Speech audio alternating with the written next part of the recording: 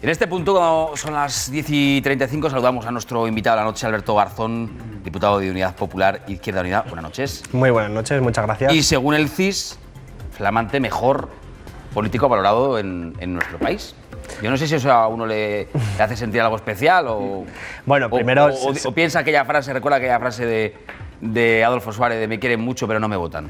Sí, no, efectivamente, un poco de las dos cosas. Primero el reconocimiento, que aunque es un Alberto se le vota, que tiene 1 millón de votos. Es un reconocimiento relativo, evidentemente, porque no podemos olvidar que es un suspenso a todo el mundo que participa en esa encuesta, que creo que refleja muy bien un estadio de descrédito político que existe y que hay que reflexionar sobre ello, pero no obstante, evidentemente hay que agradecerle a la gente esa confianza, yo creo que en las formas de hacer política, no solo en el contenido. Pero en cualquier caso, con cierta ironía, yo repetiría lo mismo que Adolfo Suárez y que también repitió Julio Anguita en su momento, que era una especie de queredme menos y votadme más. Nos votan bastante, estamos muy contentos con el 1 millón de votos que hemos recibido, pero evidentemente son insuficientes para desarrollar nuestro programa tal y como nos gustaría. Bueno, ¿cómo va a acabar todo esto, Alberto? Bueno, es muy incierto. La verdad es que no tenemos capacidad de predecir el futuro, nadie, y todavía menos en unas condiciones de tanta inestabilidad. Nos encontramos al inicio del proceso. A partir del lunes va a haber un proceso de negociación entre las diferentes delegaciones de los partidos. También nosotros en Izquierda Unida, Unidad Popular, tendremos una comisión negociadora. Hemos dicho desde el día que terminaron las elecciones que había números para evitar un gobierno del Partido Popular y ahora lo que vamos a negociar es las fórmulas que pueden existir para que podamos apoyar una investidura. Estamos hablando simplemente de una fase de apoyo a una investidura de Pedro Sánchez, que es el que se ha ofrecido ante el ciudadano Felipe de Borbón para conformar un gobierno, y en ese sentido nosotros creemos que hay espacio y oportunidad para explorar un gobierno que no sea del Partido Popular y que pueda cambiar las cosas de lo que hemos sufrido en los últimos 4 años. ¿Qué tal el primer contacto ayer con Pedro Sánchez? ¿Cómo fue? Bueno, fue una toma de contacto cordial, habíamos hablado anteriormente por teléfono. Es verdad que llevábamos mucho tiempo diciendo que esto había que haberlo hecho antes. Al fin y al cabo llevamos mareando la perdiz unas cuantas semanas sin que hubiera habido un diálogo efectivo. No obstante, ya ha empezado y lo que hay que hacer es darle contenido y hablar y entrar en materia sobre el programa. Para nosotros, que venimos de esa tradición de la que señalábamos antes, es muy importante, es lo más importante, la idea del programa, y esa es la primera fase, poner encima de la mesa las medidas concretas que podemos llegar a determinados acuerdos, sabiendo que somos organizaciones diferentes, Partido Socialista, Podemos, nosotros, pero que creo que hay puntos en común que nos pueden servir, y pensando sobre todo en la sociedad. Es decir, al final el drama es que, por ejemplo, esta mañana cuando iba yo al Congreso, pues veía la misma estampa que se ve todas las mañanas yendo al Congreso andando desde el centro de Madrid, que son 2 comedores sociales absolutamente llenos, además con un rostro de la pobreza que ha cambiado en los últimos años y que cualquiera de los que estamos aquí podríamos pasar desapercibido en ese espacio, y que eso requiere un gobierno que tenga clara la disposición de resolverlo. Eso son medidas concretas, eso no son abstracciones ni retórica, eso es un programa que tenga claro que hay que resolver la precariedad, la pobreza, la miseria, el desempleo. Y para eso estamos, tenemos muy claro que para eso estamos y vamos a intentarlo, porque creemos que 4 años más del Partido Popular es un fracaso para los representantes políticos que tenemos que negociar y un drama para las clases populares. Ya sé que me va a decir que lo importante no son las carteras, pero te le dieron una hace poco, no sé, bueno, todavía os la dieron, pero casi se la propusieron. Bueno, nosotros efectivamente recibimos con sorpresa la propuesta de Podemos, porque no la conocíamos a priori, no nos habían informado, y efectivamente fue una propuesta legítima por parte de Pablo Iglesias y la dirección de Podemos, que no compartíamos en la medida en la que naturalmente nosotros no creemos que sea un momento para hablar de ministerios, no sea un momento para hablar de nombres y apellidos, sino que es un momento, como he dicho hace un ratito, para hablar de programa. En ese sentido, pues respetamos esa propuesta e insistimos, sin embargo, en que ahora mismo hay que hablar con generosidad, con un tono amable, por cierto, de cuáles son los elementos que nos puedes poner en común. Yo creo que erradicar o atajar el momento de emergencia social que atraviesa nuestro país y erradicar la corrupción, que está claramente centralizada en el Partido Popular, aunque no solo, pero que el Partido Popular ha sido un exponente muy claro en los últimos años y particularmente en las últimas semanas, con el caso caso de Valencia, creo que son dos elementos centrales que nos pueden reunir en torno a una serie de elementos comunes, y a eso sí nos vamos a centrar. Si eso, digamos, avanza bien y llega a un momento en el que hay un acuerdo con números que permite una investidura, después puede plantearse, evidentemente, una posibilidad de gobierno en coalición. En nuestro caso, al menos, eso sí que hay que decirlo y recordarlo, siempre sería una decisión que tomaría la militancia o los simpatizantes a través de una consulta, porque somos una organización muy democrática. Pero bueno, en principio eso de ser ministro que le parece bien, ¿no? Bueno, yo en ese sentido no tengo ninguna ambición personal, tengo una ambición política como colectivo. Yo creo que no se puede ser ministro a cualquier precio, simplemente tienes que ser un representante político siempre que vaya detrás un programa, un proyecto político y la gente detrás. Si no, verdaderamente pues, puede ser un grave error. En ese sentido, lo que hay que hacer es ver si el programa se ajusta a lo que nosotros necesitamos. Si no, todo lo demás es en vano.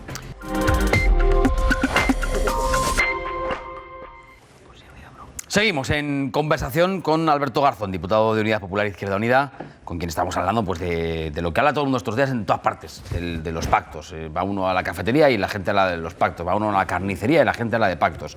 Imagino que eso también le paran por la calle y le preguntan, Alberto, ¿esto cómo va a acabar? ¿Se van a poner ustedes de acuerdo o no? Pues así se lo pregunto yo. ¿Se van a poner ustedes de acuerdo o no? Es verdad que me para mucha gente por la calle y además la mayoría lo hace, al menos lo que me paran a mí, naturalmente, y no es el CIS, pero es una realidad que yo vivo. Lo que nos dicen es siempre lo mismo. Lo que me dicen es tenéis que uniros, tenéis que llegar a un acuerdo para echar a estos, en referencia al Partido Popular y al efecto que ha tenido que haya estado gobernando en estos últimos 4 años. Lo dicen militantes, o mejor dicho, votantes del Partido Socialista, de Podemos, de Izquierda Unida, o gente en general, tampoco siempre dan todos los detalles. Creo que hay que explorar esa vía, que es una vía de investidura. Hay que recordar, para que no quede malentendido, que son dos posibilidades. Una es el apoyo de investidura para facilitar que Pedro Sánchez, a partir de unos determinados acuerdos, puede ser el presidente del gobierno, y otra cosa es la colaboración o la participación en el gobierno, que es un elemento, gobierno, digamos, de coalición. De mayor participación y claramente de imbricación dentro de la política concreta. Pero ¿usted qué prefiere? Yo, de momento, lo que hemos dicho siempre es que es el programa lo importante. Lo digo porque uno no puede decidir si es investidura o gobierno en coalición si no tiene delante cuál es la oferta. Nosotros lo que decimos es que el día que Pedro Sánchez suba al pleno de investidura, que parece ser que puede ser en 3-4 semanas, a partir de ahora, subirá con un programa. Y ese programa será el resultante de las negociaciones que han comenzado o que comenzarán la semana que viene. Si ese acuerdo nos gusta, pues nosotros estaremos más favorables de pactar y llegar a un acuerdo. Pero si ese acuerdo no nos gusta, entonces no hay nada que hablar. Por eso es tan importante que estas negociaciones hablen de lo concreto, de la materia concreta que nos ocupa. Creo que fue ayer, después de reunirse con Izquierda Unida, cuando Pedro Sánchez dijo eso de que esto empieza bien, bien. ¿Tiene Alberto Garzón la misma sensación, que esto empieza bien, después de hablar con Pedro Sánchez? Bueno, yo soy optimista. Evidentemente, el Partido Socialista, nosotros somos proyectos diferentes y en algunos casos prácticamente antagónicos. Recordemos, por señalar algunos puntos, que el Partido Socialista aprobó la reforma constitucional del 135 junto con el Partido Popular. Aprobó una reforma laboral, la del Partido Socialista, que estuvimos nosotros en la calle con las huelgas generales contra esa reforma, y hizo una serie de recortes desde mayo de 2010 contra los que nosotros nos hemos situado con mucha claridad. Por lo tanto, no todos son facilidades, pero sí que creemos que en un momento como este pues hay elementos que nos pueden permitir cierta flexibilidad al Partido Socialista para llegar a un acuerdo de izquierdas que nos permita apoyar una investidura y que permita efectivamente lo que nosotros creemos que la ciudadanía demanda, y es que no continúe el Partido Popular, que no continúe la reválida de lo que son los casos de corrupción y los recortes brutales. No va a ser fácil, pero yo creo que hay que ser optimista, fundamentalmente porque es el mandato que tenemos por la ciudadanía. El propio CIS reflejaba en el día de hoy que si se repitieran elecciones, más allá de un mínimo trasvase que parece entre Podemos, La Confluencia y Partido Socialista, el resultado en escaños sería prácticamente el mismo, así que habría que negociar exactamente igual que se está haciendo ahora. Entonces, en ese sentido, yo creo que lo que hay que aceptar es que el país ha cambiado, es plural, y que hay una nueva cultura política del diálogo y de la negociación, y que lo que no vale es seguir pensando en términos de rodillo parlamentario, como por cierto ha hecho claramente el Partido Popular en estos días.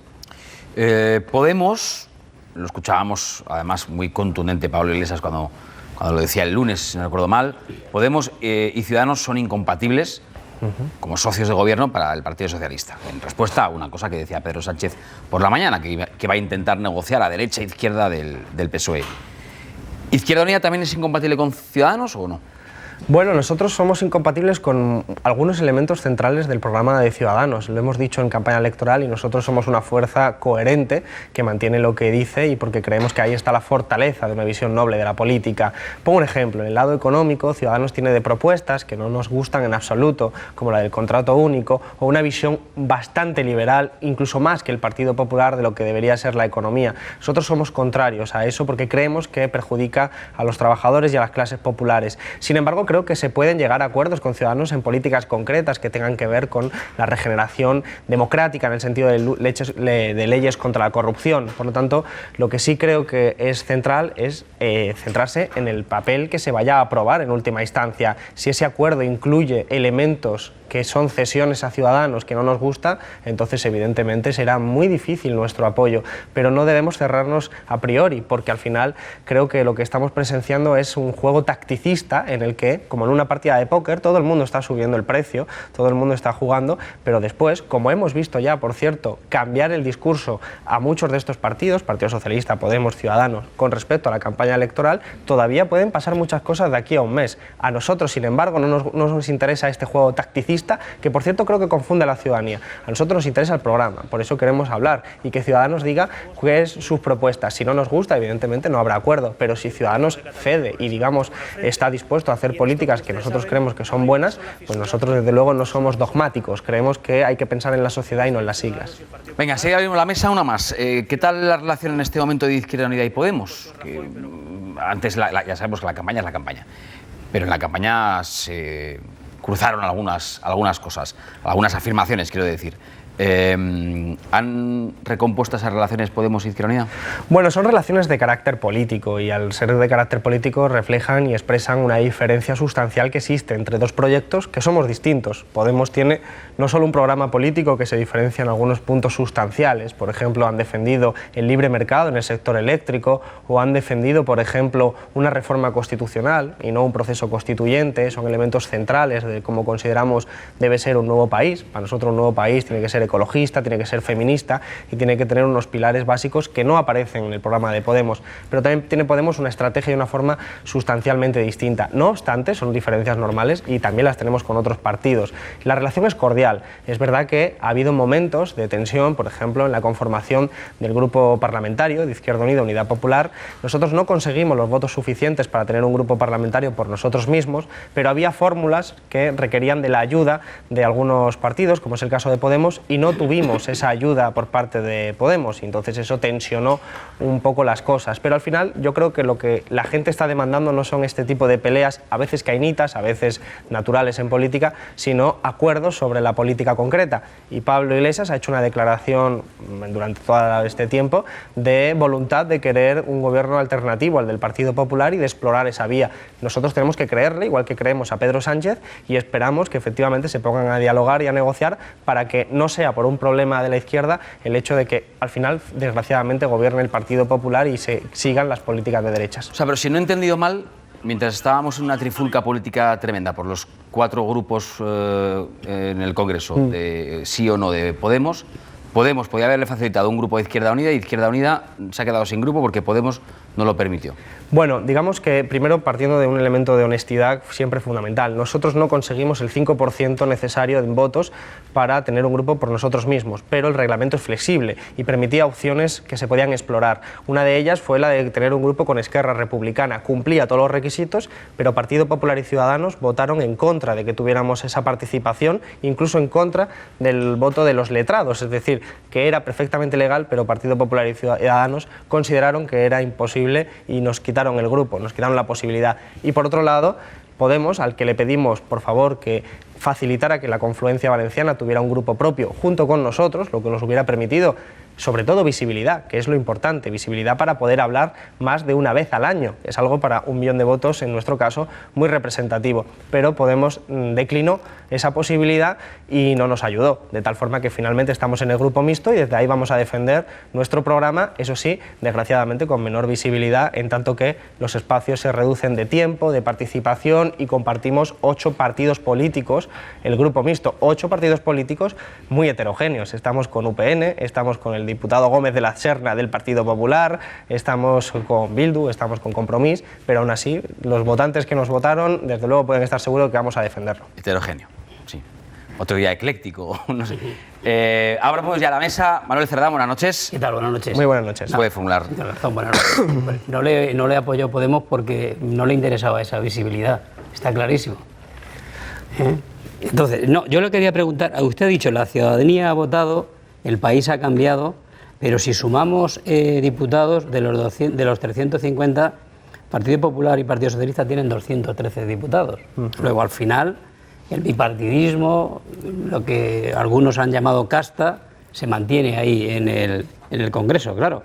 Entonces, antes han comentado aquí mis compañeros de la aritmética, es que ahora ni con la calculadora salen las cuentas, porque usted está hablando de una coalición de progreso, de cambio, pero ni aún así los 161 diputados que suman Podemos, Partido Socialista y ustedes no resuelven la ecuación. Ya tendrían que ir a algo que cuando hablan de las sumas, normalmente lo que suelen hacer es orillarlos. Tendrían que hablar de Esquerra Republicana, de otros partidos, de convergencia, para poder llegar a los 176, o a más si es que no es.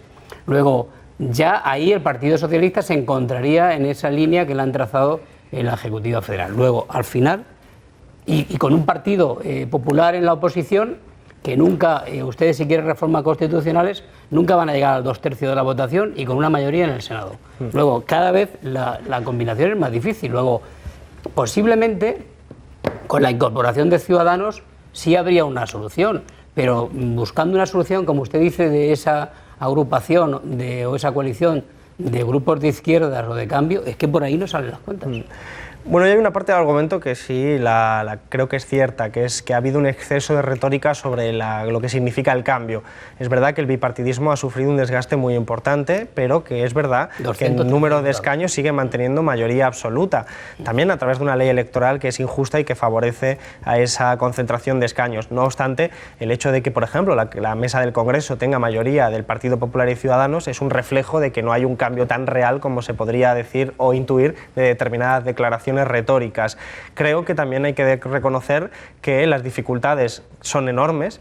No obstante, yo creo que una alianza táctica sobre un programa formada por Partido Socialista, Podemos y nosotros genera más simpatías en ese acuerdo en el resto del hemiciclo que una alternativa, por ejemplo, como Partido Popular y Ciudadanos. Es decir, creo que en un determinado momento, a lo largo de todas estas negociaciones, Esquerra Republicana o incluso partidos como el PNV, que no se identifican en el ámbito de la izquierda, podrían ser partidarios de incluso un voto favorable a una investidura que contuviera una serie de programas de carácter social. ¿Por qué? Porque al final, si ese programa incluye la derogación de determinadas leyes como la LOMCE o como la ley Mordaza, eso también beneficia a los catalanes, también beneficia al Partido Nacionalista Vasco en torno a una visión determinada de cómo debe ser la sociedad. Creo que es más fácil, aunque no sea fácil, pero es más fácil que la alternativa que propone el Partido Popular junto con Ciudadanos. No obstante, insisto, queda mucho tiempo para la negociación y las líneas estas que se suelen poner a negociaciones luego suelen ser bastante más flexibles por lo que hemos visto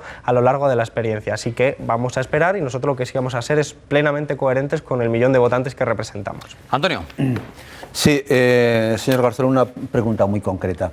¿Hay margen para hacer políticas de izquierdas en el corsé presupuestario de Bruselas, cuyos últimos avisos parece que son incompatibles con el aumento de gasto público? Yo pienso que sí, porque además ese corsé hay que cuestionarlo. Esto que parece una cosa prácticamente de desobediencia a las leyes es algo que hemos visto recientemente tras los atentados desagraciados de París. Hemos visto cómo el gobierno de París ha determinado y Bruselas ha aceptado incumplir el déficit precisamente para incrementar el gasto militar. Lo que nosotros preguntamos es cómo es posible que eso se haga para incrementar el gasto militar, que tiene una serie de justificaciones, y no se haga, por ejemplo, para evitar lo que yo comentaba antes de los comedores sociales o del drama del desempleo en este país, que es de 5 millones de parados. Es decir, hace falta poder desobedecer. Yo creo que un país necesita no tener déficit y necesita reducir absolutamente su deuda, pero para hacerlo hay diferentes vías y la vía que nosotros postulamos es la de no la austeridad, sino la de estímulo económico, y para eso hay que desobedecer en primera instancia el ritmo que propone Bruselas. Evidentemente, como en política, todo es correlación de fuerzas y en ese sentido España es una economía mucho más poderosa que la que es Grecia o Portugal, y creo que, sin embargo, el hecho de que hubiera un gobierno progresista, no estoy diciendo que sería el gobierno de mis sueños, naturalmente, pero sí que hubiera un gobierno progresista, podría, en cierta alianza con Portugal y Grecia, plantearse ante los postulados dogmáticos y ortodoxos de Alemania, y desde luego eso es una correlación de fuerzas más favorable. Desde luego la lucha hay que darla, porque si no lo que vamos a continuar es con 6 años que llevamos ya de política de austeridad, que al final la gente en la calle está viendo efectivamente que esa no es la solución para ellos, si lo está siendo para las grandes fortunas que se están enriqueciendo. Un precedente de desobediencia ya lo ha habido en Grecia, Syriza, con un éxito. Y ya sabemos lo... Bueno, pero es el ejemplo que la desobediencia depende de quién la haga. Cuando la ha hecho Grecia y la ha hecho con objeto de salvar a su ciudadanía, se ha encontrado de repente con el ataque brutal de toda la diplomacia europea. Y cuando lo ha hecho Francia con el motivo del gasto militar, se ha permitido, igual que se permitió durante la década pasada, que Alemania y Francia desobedecieran cuando quisieron los márgenes de la Unión Europea. Es decir, aquí no vale que las reglas sean diferentes en función de si eres de derecha o de izquierda, por resumir y simplificar. Ángel. Un par de observaciones. Entiendo que forma parte del lenguaje político, Alberto, pero cuando habláis los políticos de la ciudadanía ha dicho la que ha dicho esa parte de la ciudadanía, porque por lo menos hay 7 millones que no ha dicho eso. Más los ciudadanos, más otros muchos. Hay 7 millones y pico que han votado al PP, que no ha... Luego, de la ciudadanía, vamos restando, que también son ciudadanía, 7 millones y pico. Luego, esos plurales majestáticos tan generalistas como lo de los catalanes no. Esa parte de los catalanes que piensan lo que esos catalanes, no son los catalanes. Primera observación. La segunda, yo lo de meter en el progresismo y en la política de izquierdas al PNV y a Convergencia, como se llame, de verdad me sigue haciendo muchísima gracia. Si ahora resulta que el PNV es de izquierdas y Convergencia, o como se llame, Democracia y Libertad, pero también son de izquierdas, bueno, o progresistas, de verdad que es para flipar. Pero bueno, lo del término progresista nos llevaría a otro debate, que es una observación, no va a ninguna parte. Yo hacer una pregunta casi personal, porque me sigue llamando la atención lo del ciudadano Felipe de Borbón, también forma parte de la retórica política. Pero cuando has estado con él 2 veces en los últimos 15 días, 3 semanas, ¿cómo te diriges a él? ¿Cómo reacciona él? Él es un tipo absolutamente normal, para los que tenemos la suerte de conocerle, y tremendamente educado, correcto y ultrademócrata, como cualquiera de nosotros, pero ¿cómo reacciona? Porque los demás le llamas o majestad, o antes Alteza, o don Felipe, pero lo del ciudadano... Bueno, es una expresión política, naturalmente, sí, claro, tiene su connotación política. Para mí, la Casa Real pues tiene su estatus legal como parte de las instituciones de este país, y eso hay que reconocerlo, pero en términos de legitimidad, que es una referencia a principios y a valores, para mí no hay ninguna familia por encima del resto, y por lo tanto en España todas las familias son iguales, y por lo tanto en ese sentido es una declaración de intenciones considerar al ciudadano Felipe de Borbón igual que te considero a ti. De hecho, he hablado con él con total normalidad, siempre con un respeto institucional y un respeto personal siempre muy profundo, como podría tener perfectamente contigo, y nos hemos tuteado igualmente. Es más, le he regalado mi libro de la Tercera República dedicado al ciudadano Felipe de Borbón, y eso es un ejemplo de que efectivamente se puede ser radical en las formas, radical en los contenidos, y yo creo que respetuoso en las formas, pero es una declaración política muy clara de que el mundo que yo imagino para este país es un mundo en el que no hay una familia que tenga más privilegios que el resto, y que en última instancia es un país que yo quiero construir, que sé que ahora mismo no cuenta con la mayoría, o al menos según las encuestas, porque estamos deseando ver un referéndum sobre la monarquía o la república en este país. Lo hemos pedido y nos lo han denegado cuando el Partido Socialista y Partido Popular impidieron que eso fuera una fórmula. En todo caso, nosotros somos partidarios de construir un nuevo país, un proceso constituyente, y que la gente hable. Nada nos gustaría más que dejar de hablar de la gente y que sea la gente la que pueda participar de forma directa, a través de referéndum, a través de consultas.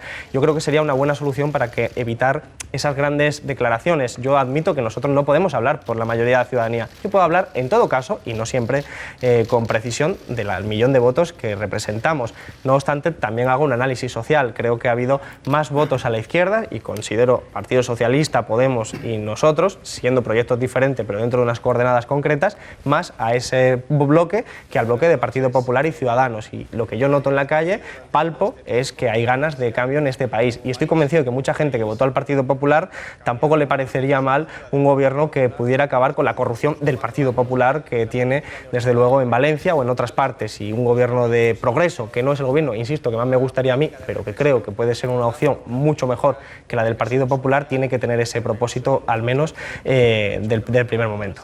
Siguiendo con lo de Ángel Expósito, la pregunta del ciudadano Felipe de Borbón. Cuando estás a solas, ¿le dices ciudadano Felipe de Borbón? ¿O qué tal Felipe? ¿O qué tal señor? ¿O... Bueno, le tuteo igual que te puedo tutear a ti te llamo Sergio, pues a él le llamé Felipe.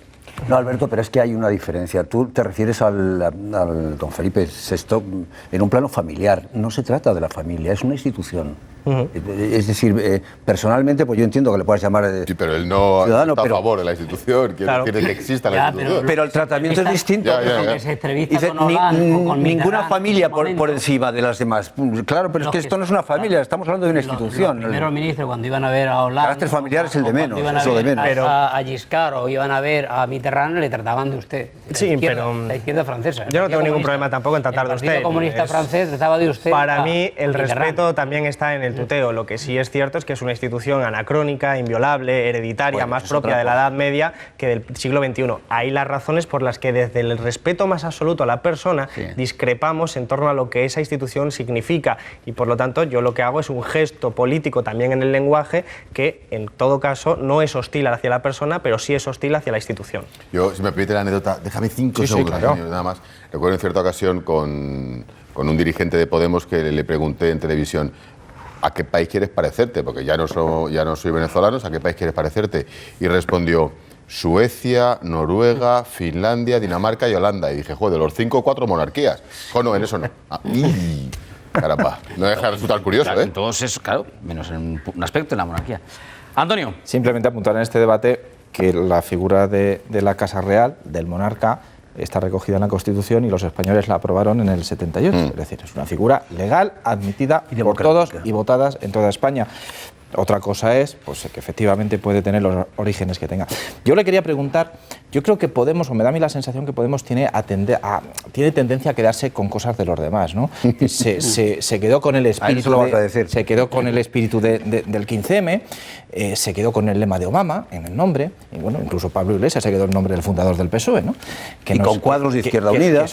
Entonces, ahora, en este debate que tenemos, hay 3 diputados que están con Podemos, pero que podrían o son de Izquierda Unida en origen. Claro. A la hora de votar, si Izquierda Unida está de acuerdo con Pedro Sánchez y vota a favor, esos diputados, y Podemos dice que no, esos diputados van a hacerle caso a Pablo Iglesias o le van a hacer caso al responsable de Unidad Popular Izquierda Unida. Es decir, ¿esos diputados de quién son? Porque estoy hablando de diputados catalanes que van con la confluencia esta que ustedes llaman Comú Podem. y las mareas gallegas, que es una. Entonces, ¿a quién votarían esos diputados? Sí, es una paradoja de estos tiempos que estamos viviendo. Nosotros hemos conseguido articular procesos de confluencias en Galicia y en Cataluña, en el que participa gente de Izquierda Unida, y lo que es cierto es que mediáticamente se ha trasladado la imagen de que las confluencias son parte de Podemos, y lo cierto es que no es así, sino que las confluencias son un elemento independiente y autónomo, donde también participa Podemos, desde luego, pero participa también Izquierda Unida, participan otras formaciones políticas, y son independientes de Podemos y que tienen autonomía. Por lo tanto, en realidad, las decisiones que se tomen políticas a lo largo de la legislatura no van a depender de Pablo Iglesias, van a depender de su propia autonomía, y probablemente no vamos a tener ningún problema porque tenemos un programa aprobado en esas confluencias que hemos elaborado conjuntamente, y por eso las confluencias no van a tener ese tipo de problemas. Pero no son Podemos. Al final han acabado en el grupo conjuntamente con Podemos por una decisión de la mesa del Congreso de evitar que estos grupos tuvieran grupo propio. Sí, pero yo le quiero hacer una cosa muy concreta. A usted le veo a favor de obra de apoyar a Sánchez a poco que encuentren puntos en comunes y que luego puedan legislar, sea en gobierno o coalición, no lo sé, pero que puedan legislar. Bien, a Pablo Iglesias, sinceramente, yo no me quiero lo de la vicepresidencia. Yo no creo que estuviese pensando en ser vicepresidente cuando dijo que quería ser vicepresidente. Entonces, ¿esos diputados qué van a votar? Pues la confluencia van a tener un papel propio e independiente de Pablo Iglesias y de Podemos en los debates. Es decir, el debate de investidura, la confluencia gallega y la confluencia catalana hablarán con su propia voz, independiente de la de Podemos, por mucho que se haya querido colaborar con ellos, etcétera, y tomarán su decisión de forma autónoma. Por lo tanto, la estrategia de Pablo es legítima, por supuesto, pero será independiente y autónoma de estas confluencias. No va a depender de lo que diga el líder de Podemos. Pues así llegamos al momento en el que Pepe Herbás, buenas noches, incorpora a Pepe a la mesa, momento en el que aprovechamos para repasar lo que ha dicho la prensa estos últimos días de nuestro invitado, de Alberto Garzón y de la formación política a la que representa a Izquierda Unida. ¿Qué has encontrado? Pues he encontrado muchísimas referencias al último dato del CIS, por el que pasa a ser el político más valorado. Pero si cuando vino en la última ocasión, hace unas semanas, era prácticamente imposible encontrar críticas, en esta ocasión ya he encontrado críticas tanto a él como por persona interpuesta. Según Voz Populi, Alberto Garzón le quita el puesto a Rivera y es el líder mejor valorado. El líder de Izquierda Unida se convierte en el mejor valorado por los españoles, pero no consigue el aprobado. Por detrás se sitúan el líder de En Comú Podem, Xavier Domènech, y el presidente de Ciudadanos, Albert Rivera. Es Diario ironiza con Garzón diciendo que se luce con su primer disparate como ministro de Economía. Grecia vive este jueves su primera huelga general de 2016 con un pie de guerra contra la reforma del sistema de seguridad social propuesta por Alexis Tsipras para satisfacer a Bruselas. Incluye un nuevo recorte de algunas pensiones, el 12º, y un aumento de las cotizaciones de los trabajadores. Así pues, menudo día ha elegido Garzón para poner al país heleno y a Portugal como ejemplo de por dónde debe caminar España en el futuro. El Confidencial Digital destaca que Garzón llega a Zarzuela conduciendo él un coche de alquiler. Ha prescindido de chofer para acudir a la segunda ronda de consultas con el rey Felipe VI. Garzón le ha transmitido que hay posibilidades de lograr un ejecutivo de izquierdas para impulsar políticas distintas a las que ha desarrollado el Partido Popular. Según ABC, Carmena ficha de asesor al hermano de Alberto Garzón. Eduardo, 30 años y anticapitalista, cobrará 52.000 euros anuales en el área de Economía y Hacienda que dirige el edil Carlos Sánchez Matos, es militante de Izquierda Unida. En El Mundo recogen que Izquierda Unida se desmarca de Podemos y no pide sillones al Partido Socialista. Izquierda Unida centra la negociación en que los socialistas incluyan en su hoja de ruta las 16 medidas socioeconómicas de su programa. Bolsamanía recoge algunas de estas medidas socioeconómicas. Destaca que Garzón apuesta por crear 1 millón de empleos públicos en España. Su objetivo, si gobierna, es encontrar 1 millón de funcionarios el primer año. También incluye prohibir las empresas de trabajo temporal, establecer la jornada laboral de 35 horas, reducir la edad de jubilación a los 65 años y voluntaria a los 60, eliminar la mayor parte de los contratos temporales, elevar el salario mínimo hasta los 16.464 euros en 14 pagas de 1.176 euros, fijar un límite salarial máximo tanto en la empresa pública como en la privada, equivalente a 10 veces el salario más bajo, aumentar la cuantía y el alcance de las prestaciones por desempleo y aprobar la renta básica que cubriría a 2 millones de españoles, que conllevaría un desembolso de 12.600 millones de euros. Y el diario.es recogía que Garzón, como acaba de explicar Alberto, acusó a Podemos de un veto explícito a un grupo de Izquierda Unida con la confluencia valenciana. El diputado de Izquierda Unida asegura, tras reunirse con Felipe VI, que PSOE y Ciudadanos habían comprometido su apoyo explícito en la mesa del Congreso y que Compromís estaba de acuerdo. El único obstáculo fue Podemos. Pues todo eso es lo que cuenta la prensa de Alberto Garzón. ¿Algo que añadir? que subrayar, que desmentir, que aclarar? Bueno, se podrían desmentir muchas cosas, pero lo que es cierto es que siempre es bueno que haya críticas. Yo creo que es parte de la política. Creo que cuando son fundamentadas sirven también para mejorar. No obstante, yo creo que lo importante es que se hable de política, que se hable de las propuestas, como hemos visto ahí, son parte de nuestras propuestas económicas para atajar la emergencia social. Decíamos antes, queremos un nuevo país, un país ecologista, un país feminista, un país que yo creo en el que estemos orgullosos de estar. Y de momento, cuando miramos a nuestra calle, no vemos eso. Vemos pobreza, vemos precariedad, vemos a la gente marchándose de nuestro país, y creo que por eso hay que intentar un gobierno distinto al del Partido Popular. No es el que nos hubiera gustado. Tú me preguntarías, pues yo te diría directamente, prefiero haber ganado las elecciones con un 50% y poder poner en marcha el programa de Izquierda Unida, Unidad Popular. Pero los españoles han hablado y aquí ha sido muy claro los votos. Tenemos 1 millón de votos, otras formaciones tienen más, y a partir de ahí lo que tenemos que hacer es dialogar, hablar y desde luego trabajar para mejorar. Y en las próximas elecciones, que espero que no sean anticipadas porque darían el mismo resultado y marearíamos a la gente, pero en las próximas elecciones estamos convencidos que Unidad Popular, Izquierda Unida, vamos a sacar mucho mejor resultado por mantener la coherencia y la claridad. Oye, Alberto, ¿y lo de ir al Congreso en coche de alquiler? A la zarzuela, a la zarzuela. ¿A la zarzuela? Sí, es que yo no... Revilla va en taxi. Pero ¿Le regalaste también unas latas de sardinas? ¿Dejaron pasar la barrera o allí en la No, barrera? dejaron Unos pasar... espetos, se trajo unos espetos de Málaga para llevarse. Porque no tengo, yo tengo un coche compartido con mi hermano, pero lo tenemos en Málaga, que es donde yo vivo siempre. En Madrid no tengo coche, entonces como me pillaba fuera de Madrid, tuve que pillar un coche alquilado, a pedirle la autorización a Zarzuela, nos dio la autorización con toda facilidad y de hecho aparcamos directamente enfrente de la casa donde nos recibió el ciudadano Felipe de Borbón, así que en realidad una anécdota muy curiosa porque como decíamos antes, tampoco, como decíamos antes en el móvil que estabas grabando, Sí, en el no vídeo- estaba Ángel para hacer de chofer. Que lo voy a contar yo ahora. Quien Es quien lo que yo he hecho durante años de Alberto Garzón. Quien nos y no siga me en duele Facebook enfrentar. ha visto que a través de Facebook hemos grabado un vídeo justo antes de empezar y contaba Ángel. Es que yo, por Ángel, a ver, Germán, enfoca a Ángel. Sí, yo, no hay otro. Yo Aquí. he llevado muchas veces a... Unas cuantas, tampoco Bueno, me pongo a ver qué un poco de dramatismo en la historia. He llevado muchas veces a Alberto Garzón en mi coche Al Congreso. al Congreso. ¿Puedo preguntar una Y entonces yo he recordado, digo, anda, pero también Pablo Iglesias te iba a buscar a veces a la estación cuando venías de Málaga.